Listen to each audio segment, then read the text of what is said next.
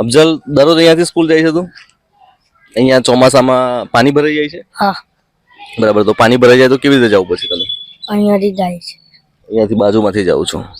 બરાબર. તો આ શાળાને લઈને ગ્રામજનો અનેકવાર રજૂઆત કરી હતી, પરંતુ આ રોડ જે છે એ બનવાનું નામો નિશાન હજુ સુધી શરૂ થયું નથી. અહીંયા આવો. હવે બીજી એક વરવી વાસ્તવિકતા તમને બતાવી દઉં. આ ગ્રામ પંચાયત છે. આ ગામ લોકો સાથે અમે વાતચીત કરી ત્યારે ખબર પડી કે આ ગ્રામ પંચાયત જે છે એ છેલ્લા લગભગ 7 વર્ષથી બની રહી છે. 7 વર્ષથી આ ગ્રામ પંચાયત બની રહી છે અને 7 વર્ષ બન્યા પછી પણ આ ગ્રામ પંચાયતનું હજુ ઉદ્ઘાટન નથી થયું. આપણી ગ્રામ પંચાયતની અંદરના દ્રશ્યો થોડા જોઈએ.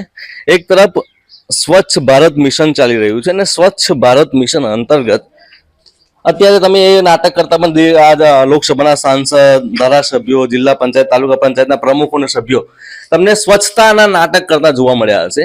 અને એની વરવી વાસ્તવિકતા તમને એ બતાવું કે આ ગ્રામ પંચાયત છે અને ગ્રામ પંચાયતની તમે એક સ્વચ્છતા જોઈ લો.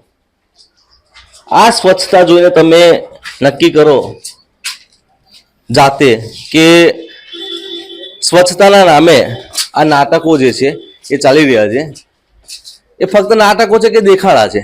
આ એક મોટો પ્રશ્ન છે. એ સિવાય આ ગામ જે છે છેલ્લા ગ્રુપ પંચાયત છે ને 3 જેટલા ગામો ગ્રુપ પંચાયતમાં આવે છે.